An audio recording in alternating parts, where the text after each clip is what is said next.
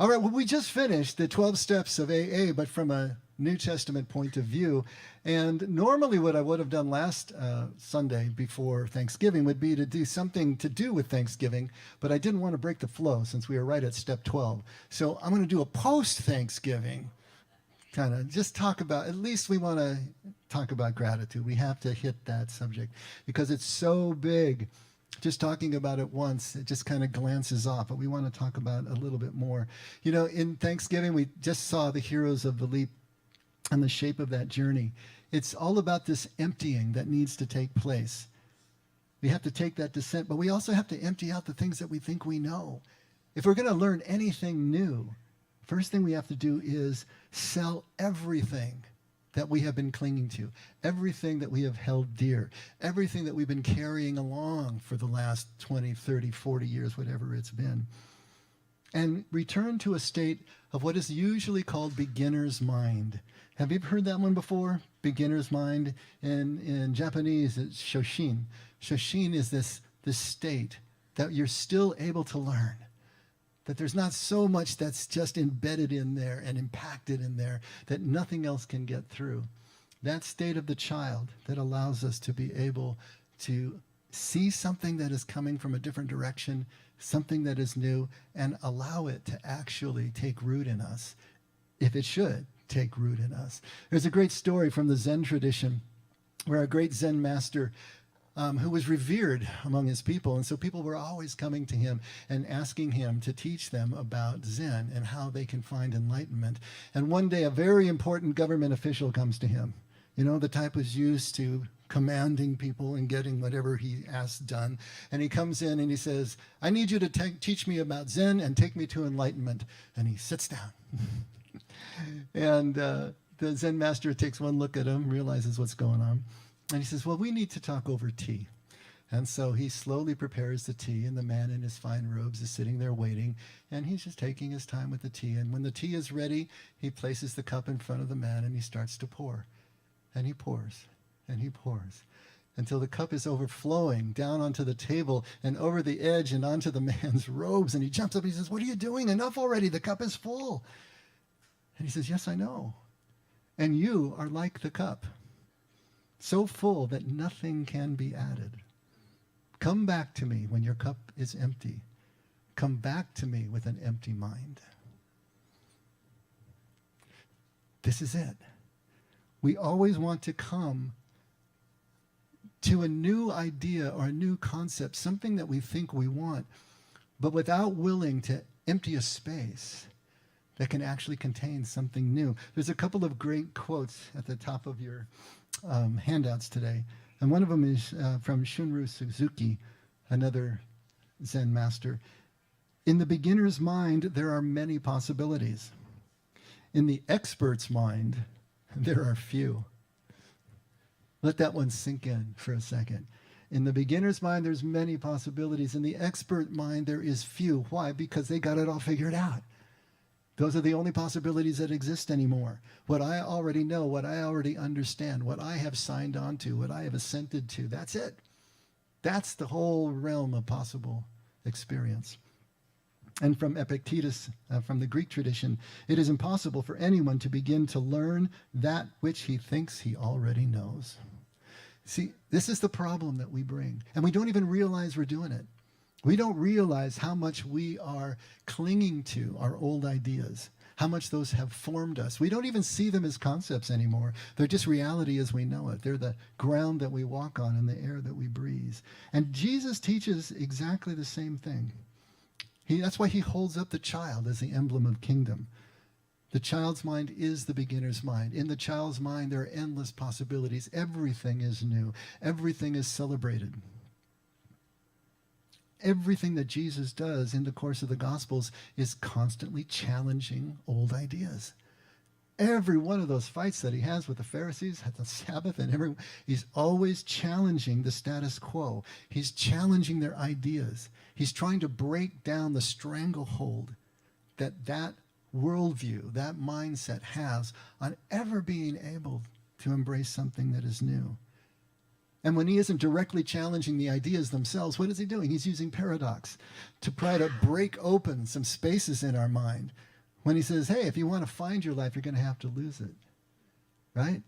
If you want to sit at the head of the table, you sit at the foot. If you want to lead anyone, you have to serve them. Those paradoxes just stop us in our tracks.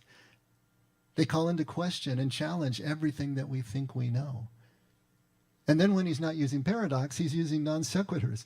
We've talked about this many times. Jesus never answers a direct question. Have you noticed that? Go back and read the red letters. Jesus doesn't answer direct questions. Master, what must I do to obtain eternal life? Good master, what must I do to obtain eternal? Why do you call me good?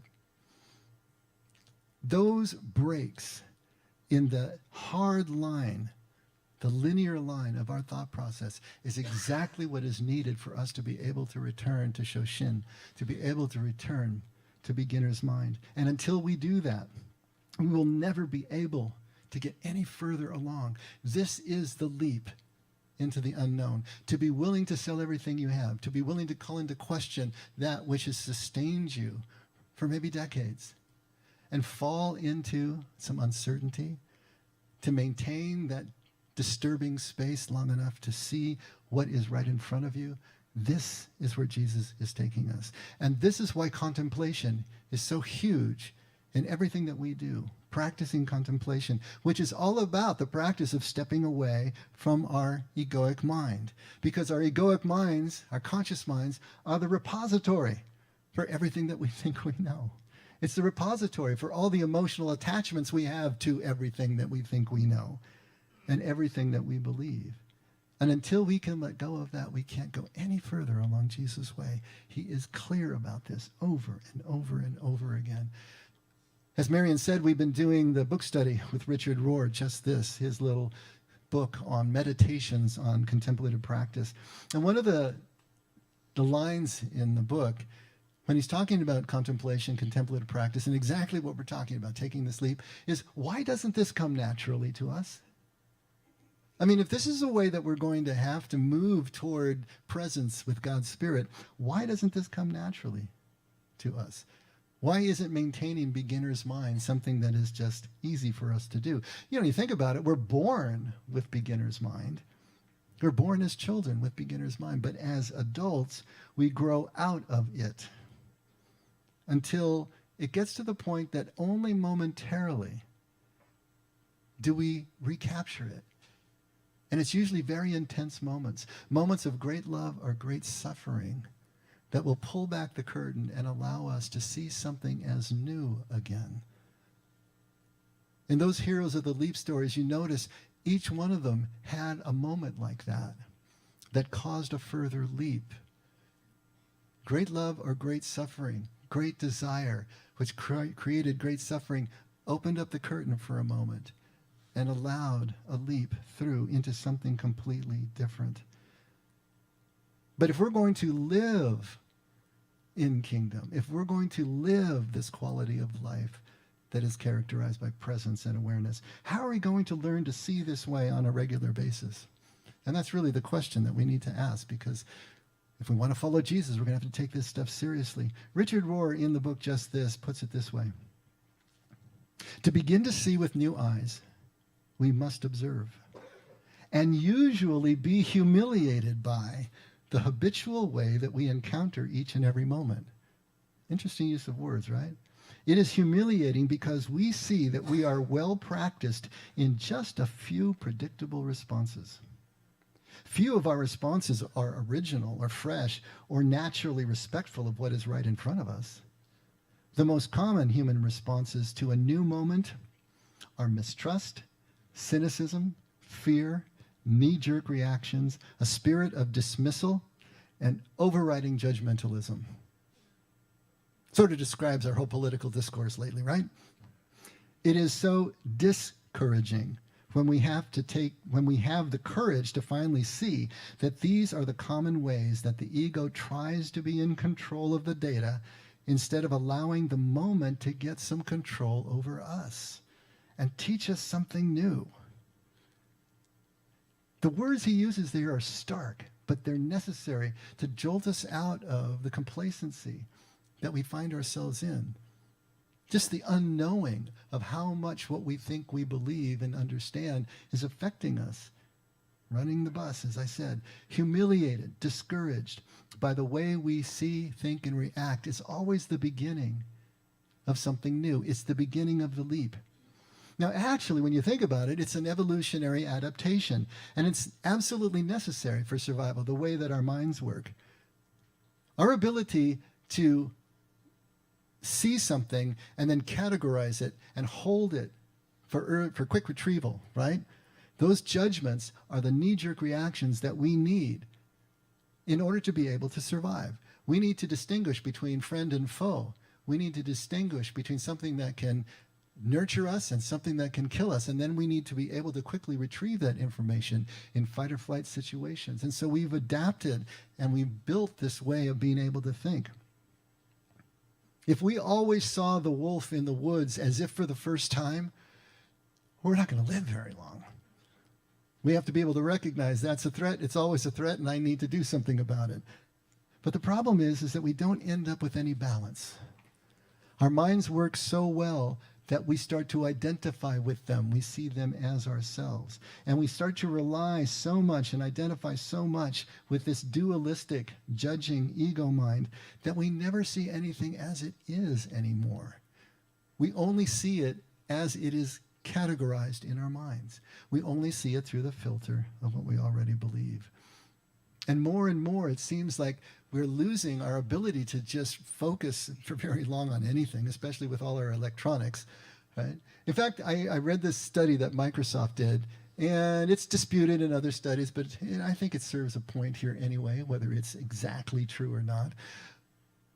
But supposedly, Microsoft did a study back in the year 2000, and this is before the mobile telephone revolution. All right, so 24 years ago, they did a study, hooked people up to EEG machines to measure their attention spans. And they found that a person's attention span was about 12 seconds. And how they figured all that out in terms of what they were actually focusing on, I don't know. But supposedly it was 12 seconds. Today, that has gone down to 8 seconds. But think about how we are barraged with so much information, so fast cuts all the time, everything competing. We don't have the ability to focus the way we used to. But then they did a study on a goldfish, and guess what? A goldfish has an attention span of 9 seconds. So we're worse than goldfish now. That's not saying anything against the goldfish, but it does say something about us. Now, whether that's exactly true, it still makes the point. We all know that we are much more ADD now than we used to be. We all know that we can't focus for very long. We know that we're jumping from device to device and this to this. When do we ever just stop and take the time and clear the decks enough to see what is actually right in front of us? You know, when we were talking in the video about Ellen, because she goes on these hikes and she takes pictures of things and she's always sending them to me. And they're just little things. She sent pictures of leaves on the ground. I didn't even know what she was talking about. I'd say, what am I looking at? But it was the way that they were arranged that had caught her attention, and she thought it was beautiful. She sent me a picture of a no trespassing sign because it's the one that she ignored finally. And she just went in there. You know, this is what we're talking about here. Can we start to slow down enough that we actually see the birds? We see the shapes of the clouds. We see the shapes of leaves just lying randomly on the ground. Are we willing to ignore a no trespassing sign to move into a new space that we've never traveled before, haven't explored? When do we do that? Do we do that? Or are we just moving from screenshot to screenshot so quickly? We need balance. That doesn't mean that we can just let go of the multitasking and the speed with which we work, because otherwise we're not going to be able to compete in this life. But we need balance, which means since culture has already pulled us so far to one side, we need to be practicing beginner's mind. We need to be practicing presence. We need to be practicing seeing things as if for the first time so they can stun us again, surprise us again, awe us again. Just the everyday details. Now on Thanksgiving, when we're talking about gratitude, why is this important? I wanted to read a little piece from one of my favorite writers, You may know Dennis Prager, and he actually comes from the Jewish tradition, but he's just one of our great thinkers. He writes this: how many times have you heard someone say they want to make a better world? It is a noble sentiment, but very hard to achieve, right? Well, actually, it's quite easy. All we have to do is increase just one human trait. This trait is so powerful that it alone can make people happier without even working on their happiness, and make them better. And by better, I mean more generous, more honest, more kind, more everything good, without a single lesson in morality. So then, what is this one magical thing? Drum roll, please. It's gratitude. Of course. You can't be a happy person if you aren't grateful, and you can't be a good person if you aren't grateful. Almost everything good flows from gratitude, and almost everything bad flows from ingratitude. Let's begin with ingratitude. Here's a rule of life. Ingratitude guarantees unhappiness. It's as simple as that. There isn't an ungrateful, happy person on earth. And there isn't an ungrateful, good person on earth. There are two reasons. Reason one is victimhood. Ingratitude always leads to or comes from victimhood. Ungrateful people, by definition, think of themselves as victims. And perceiving oneself as a victim, or perceiving oneself as a member of a victim group, may be the single biggest reason people hurt other people, from hurtful comments to mass murder. People who think of themselves as victims tend to believe that because they've been hurt by others, they can hurt others. And the second reason ungrateful people aren't good people is that ingratitude is always accompanied by anger. The ungrateful are angry, and angry people lash out at others. If ingratitude makes people unhappy and mean, then gratitude must make people happy and kind. And so it does. Think of the times you have felt most grateful. Were they not always accompanied by a feeling of happiness? Weren't they also accompanied by a desire to be kinder to other people? The answer, of course, is yes. Grateful people aren't angry, and they also don't see themselves as victims. Here are two more rules of life. Rule number one: the less you feel entitled to, the more gratitude you will feel for whatever you get, and the happier you will be. Rule number two: the more you feel entitled to, the less happy you will be. See, I think Prager is nailing it here. Gratitude, I know, we've heard it 1,000 times. Be thankful, be thankful. It's become a cliche, count your blessings. And at this point, when someone tells me to count my blessings, I feel that I'm completely entitled to slap them across the face. Because gratitude doesn't work that way. I'm going to talk about that when they see, it's like saying snap out of it to a depressed person.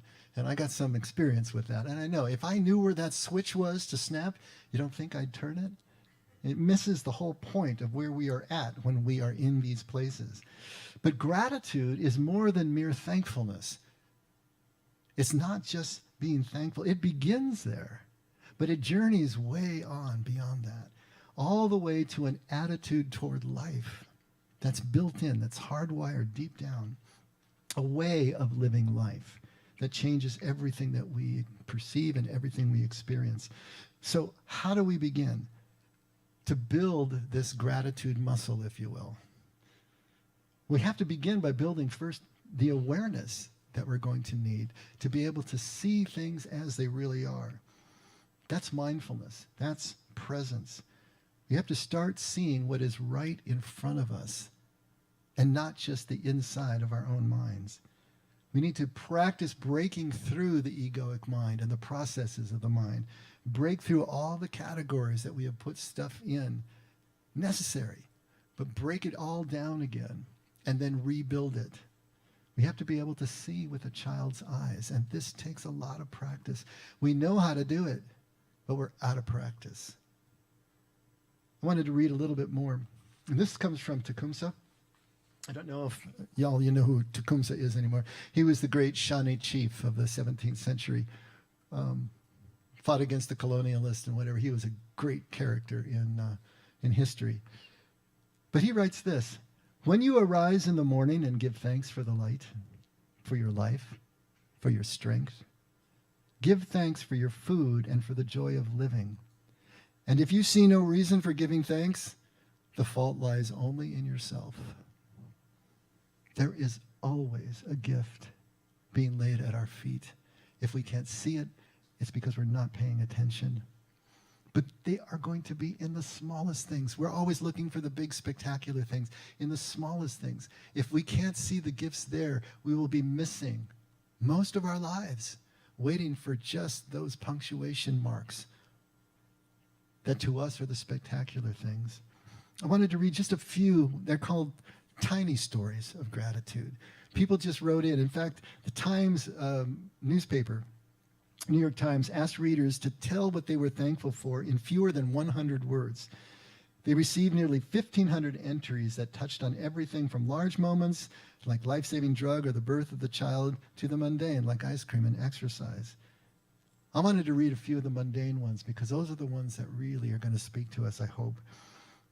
Jen Jonitis, 34, from Grand Rapids, Michigan, is just thankful for her neighbor. And she writes, "Your hello waves, your bouncy gait as you mow our lawn since it's right next to yours, your spicy chicken curry when our third child was born, your stop when my son's green ball rolled into the street and I wasn't there, your giant trampoline filled with little feet from every house, your send the kids over so I could sip coffee in silence, the passing down of the dinosaur costume you made, a pink dress, puzzles, how you thought of me and looked out for me and my family in this disconnected world." Simple things, right? And this one is really close to my heart. Emily Franklin, 50, from Boston. She calls it the kindness of the grocery store cashier. She writes, "I work from home, taking twice weekly breaks to walk to the market. I talk to Marilla, the cashier, as she rings up my purchases. I ask about her grandson. She asks about my kids, who she has seen grown from stroller to college. This year we check in about her sister and my mother, who both have Alzheimer's. The brutal disease is robbing us both. And as part-time caregivers, the sad weight of it all can be a lot. But twice a week, someone I've never seen outside the market checks in with me, and I'm grateful." Can we see that as something that just stands out in life? This one is too tight soccer shorts. We gather at the field around 7:30 a.m., enough time to apply wraps, balms, and braces and roll out tired limbs. Our bellies, stuffed into our favorite English football jerseys, overhang the elastic of our shorts. The game begins, and the thump-thump of foot on ball is punctuated by the usual insults. "The goal is over there, Mike." For an hour, all is forgotten. Last night's shouting match with my wife, the dwindling bank balance, the polite rejection at work. We are together, playing a game that we love. I'm grateful for old men in too tight soccer shorts. I am armpit deep in a swimming pool with 50 other water aerobic women of a certain age, kicking as high as I can while pumping my water weights down as far as each will go. "Harder," the leader yells. "Higher," we yelp and obey. Our group of women faithfully stomp, kick, punch, and leap because we love it here. We love each other and support each other. We have seen the dark side of life and are here to live and laugh and even move. There is no fat shaming here. I am mighty grateful for it all. And then one that's a little bit more sublime. The day after you died in May, a mourning dove began visiting my backyard for the first time. He often appeared after I sat at the wooden table, perching on a nearby branch as his small feathered body vibrated into a series of coos. I jokingly named him TJ, an inverse of your name. And whether he came by coincidence, as you would have argued, or a spiritual visitation, as my mystical mother suggested, he stayed for several weeks. Talking to him filled me with gratitude and reminded me that you live on, within me and everyone who loves you. These are just tiny moments. You can miss them if you want to. You can miss them if you're not being careful. We miss them all the time. the tiny little things that are really the stuff of life that we can all be grateful for. But once that we have practiced enough, opened up to the everyday details that life is, we can start to see what's right here and right now. Gratitude is the natural reaction when we realize the gifts that we've been given. And realize that these are gifts we could never give ourselves. Each one of these, how do you manufacture that? How do you give that? It's just moving into life, being connected in life, and things happen, right? It's the opposite of entitlement, because we didn't make it happen and we couldn't have given this gift to ourselves. So why is this so hard? Because we're fighting human nature, right? We're fighting this adaptation of our egoic minds that are fear-based but are meant to help us to survive. And fear creates blockages that keep us from being open, keep us from being vulnerable enough to really see the moment as it is and to be able to embrace it with gratitude. Jesus is always trying to teach us how to break through the fear triggers, break through what is blocking us from being able to actually see our moments as they are, to live in kingdom. And I wanted to read through a few of these so you can see how Jesus goes about trying to help us, to give us the technique for breaking through. Take a look at Matthew 11:2-5. I'm sure Alex has it up on the screens. If you look in your handouts, you also see the headings. This one is about expectation. Expectation is one of those triggers, one of those attitudes that we have that will keep us, just take it to the bank, will always keep us from being able to see life as life actually is. And this is talking about John the Baptist. Now, when John was in prison, he heard the works of Christ, and he sent word by his disciples and said to Jesus, "Are you the expected one, or shall we look for someone else?"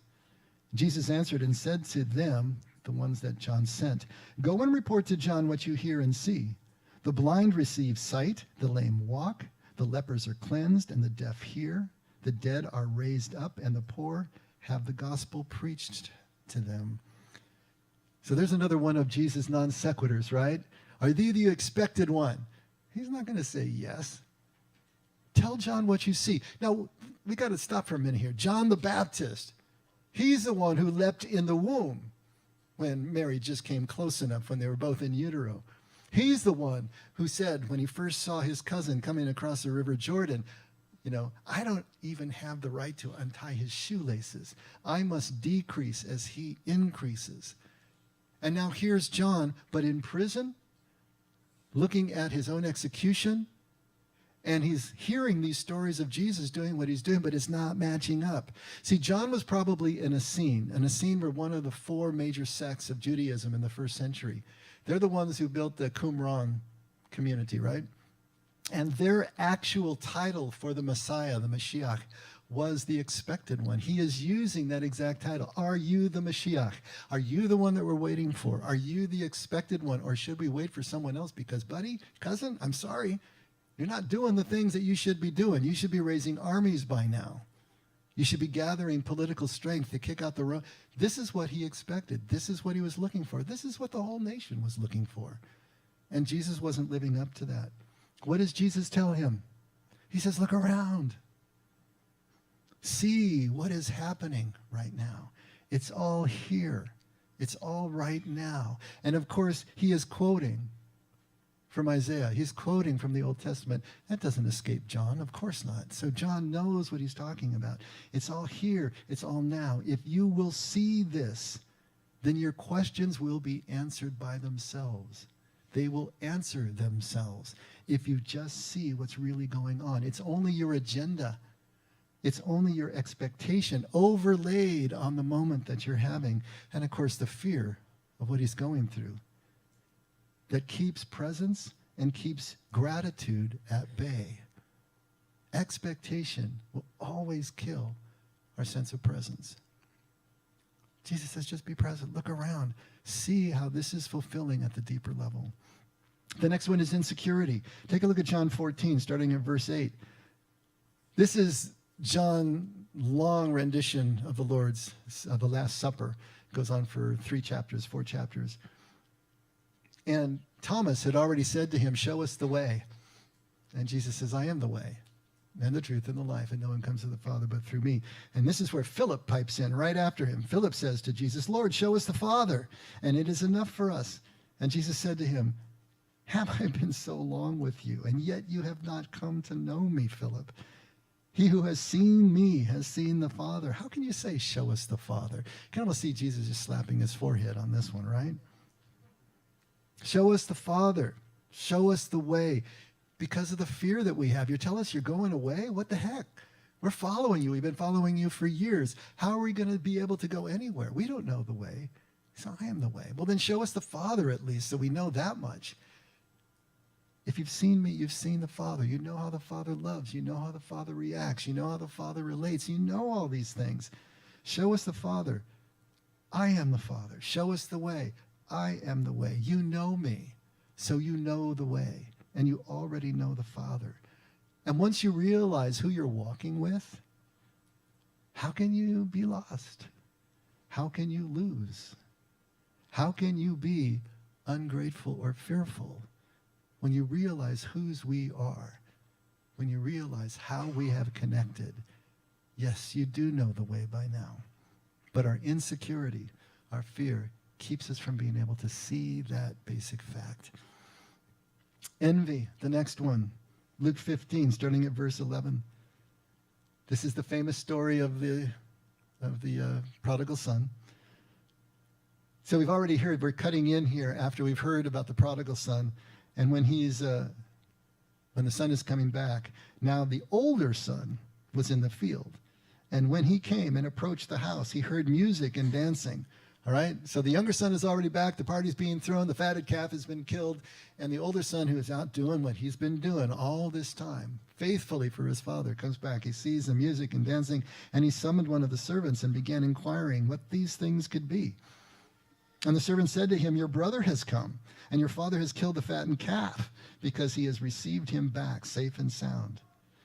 But the older son became angry and was not willing to go in. And his father came out and began pleading with him. But he answered and said to his father, look, for so many years I have been serving you, and I have never neglected a command of yours. And yet you have never given me a young goat so that I might celebrate with my friends. But when this son of yours came, who has devoured your wealth with prostitutes, you killed the fattened calf for him. And the father said to him, son, you have always been with me, and all that is mine is yours. But we had to celebrate and rejoice, for this brother of yours was dead and has begun to live, and was lost and has been found. Envy. But when it comes to spiritual matters, what part of everything don't you understand? That's what it comes down to. Everything is already ours, and it always has been. The spiritual journey is not about addition. The spiritual journey is about subtraction. We talk about that so many times.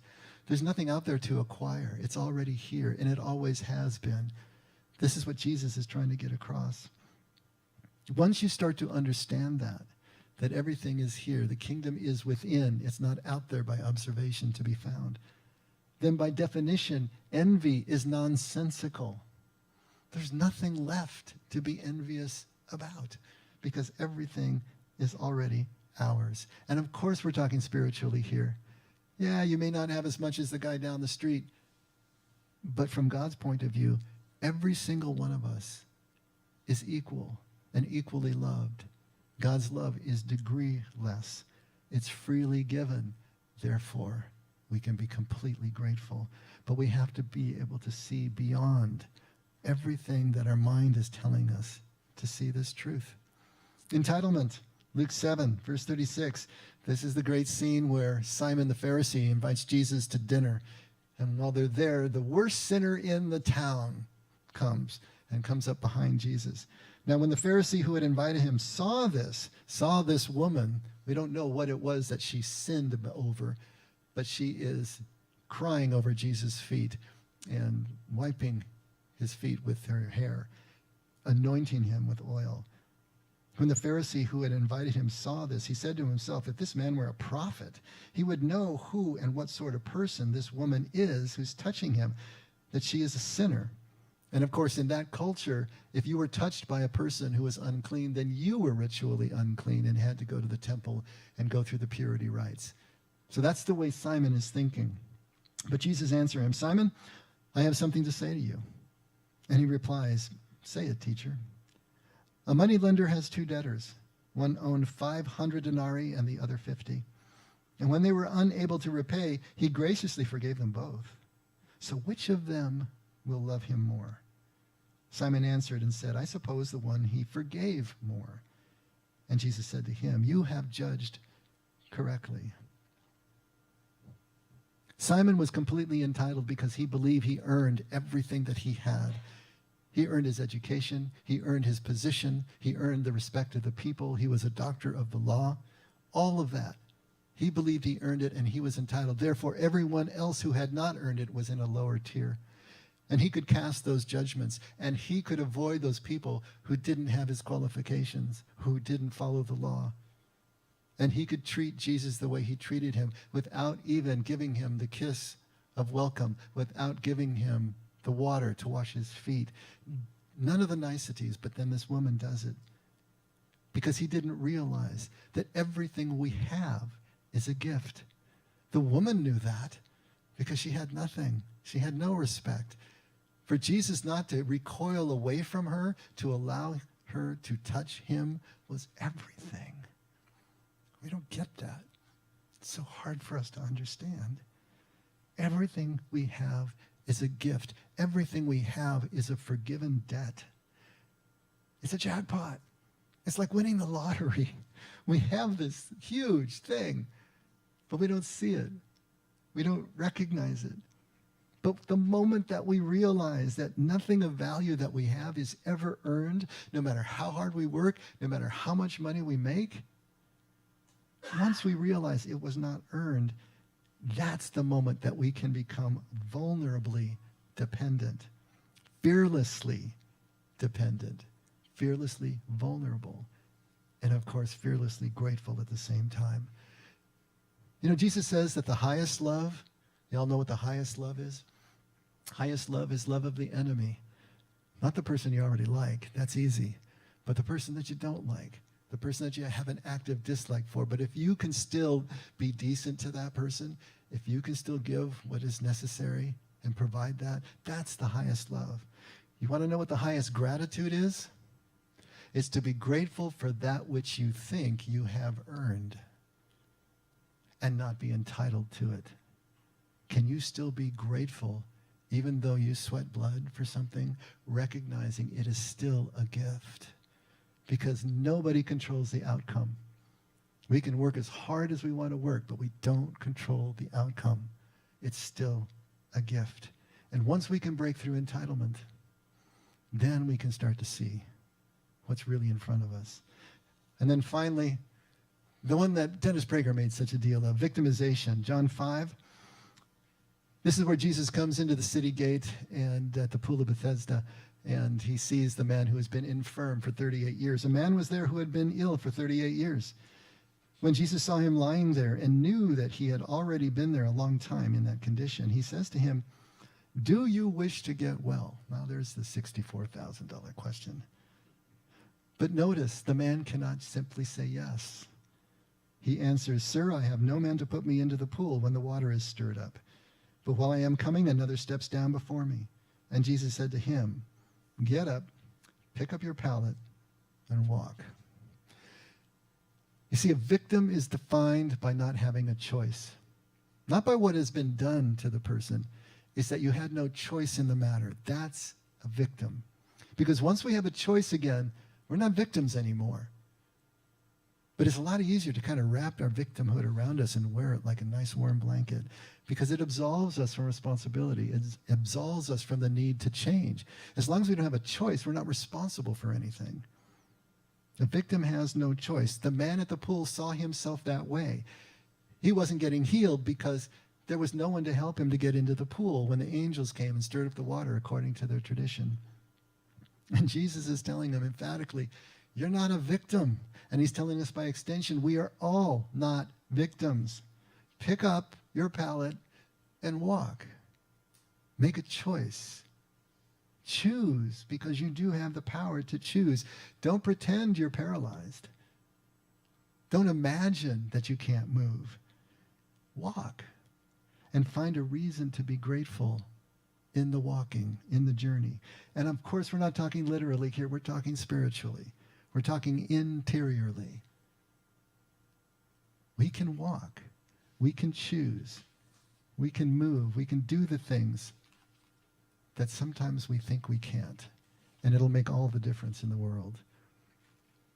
Jesus is always pointing us in the same direction. He's pointing us to overcome our expectations and our agendas with awareness and presence right here, right now. That has to be practiced.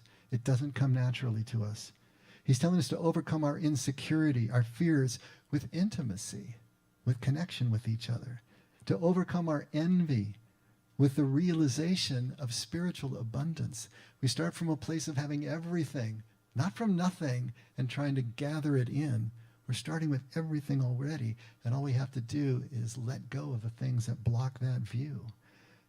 To overcome our entitlement with dependence, with an admission of vulnerability. And to overcome our victimization with choice, action, taking action, making a choice, and then choosing to connect to community makes all the difference in the world. And all of that together, all of this action, all of this teaching that Jesus gives us is pointing us to create the same singular sensation. When we live in awareness and intimacy with a sense of abundance, dependence, and vulnerability, when we are choosing action, motion, connection, what does that feel like? What it feels like is enough. It feels like our moment is enough, just the way it is, without anything having to be changed. And enoughness is the feeling that we call gratitude. Gratitude is the realization that this moment is enough. And gratitude feels like what we call happiness, fulfillment, meaning, purpose. And gratitude is an umbrella term. It covers and includes all the positive emotions, and it excludes all the rest of the negative ones. Did you know that you cannot be grateful and depressed at the same time? You cannot be grateful and angry or stressed or anxious or envious or entitled or victimized at the same time. It is literally impossible. I've always said that you can't listen to James Taylor and be depressed at the same time. I stand by that. I can't tell you how many times I listened to James Taylor just to get me through the next 5 minutes. So there's a catch. If we're not feeling grateful, we're not living in kingdom. Jesus says, seek first the kingdom and all else will be added. But you know what we can do is we can substitute. Seek first gratitude and all else will be added. Seek first enoughness and all else will be added. Seek first presence and awareness in this moment and all else will be added, because all those terms are the same. This is what Jesus means by kingdom. Problem is, you can't create gratitude. That's why you can slap someone who tells you to count your blessings and snap out of it, right? You can't create gratitude. You don't seek it directly. You can't count your blessings into it. Gratitude is what happens. It happens like a gift when we begin to see with beginner's mind again, like a child. When we let go of all the complexity, the calculations, the plans, and the judgments that we're constantly working on in our heads. When we can begin to see and accept the moment as it is and as enough, that's gratitude. It happens as a byproduct of us living this process. We were born grateful, but we grew out of it. But we can all fall back in love. We can all fall back into gratitude, into God's embrace. Now, we won't feel grateful all the time. Don't kid yourself about that. Nobody does. Jesus didn't even. What was that? Why have you forsaken me bit, right? There's going to be moments when we're not going to feel grateful, and we're going to feel like everybody hates us, right? It's going to happen. But when we hit that point, as soon as we're aware we're at that point, if we can come right back to awareness, to intimacy, to the sense of abundance and dependence and vulnerability, if we can come back to making the choice to connect again, the action of connection, then the enoughness, the gratitude will happen again. That's what we do. And we will always be oscillating through life as human beings. But if we know what to do, we can come back. And it's our recovery time. As that starts to tighten up and shrink, that's what's showing us that we're making progress through the process. And this is what the second half of life is all about. Practicing presence is at the core of our gratitude. And as we said a million times in here, it's progress, not perfection. We don't need to be perfect in this. 51% will do to get started. We change our mailing address, we change our character. Just get over that line where more often than not, you are actually aware of what is right in front of you. This one thing, enoughness, gratitude, encompasses all things, and it changes everything, just as Jesus said it would. Practicing presence through a beginner's mind allows us to see God even in your grocery store cashier. And you can start to see what you've been missing, and you can find out it's just enough. Let's pray. Father, thank you for this passing Thanksgiving, this past Thanksgiving, and everything that we experienced there, whether it was really good or whether it was really difficult. Help us to find the gratitude in that experience as it is moving us through to deeper and deeper connection. Thank you for everything that you've given us, but help us to see exactly the nature of the gift. Help us to break through our sense of entitlement and having earned things so that we can realize that everything we have comes from above. Everything we have comes from you, so that we can maintain our playful and childlike sense of gratitude and just excitement and wonder at everything we see. We want to be excited about a random grouping of leaves on the ground as we pass by. And we want to see the beautiful nature of the people around us in the smallest details that make life worth living and make our purpose clear to us as connected human beings. It all comes from you, Lord. Thank you for loving us first. Help us more and more to love after. And we pray this all in Jesus' name. Amen. Let's all stand.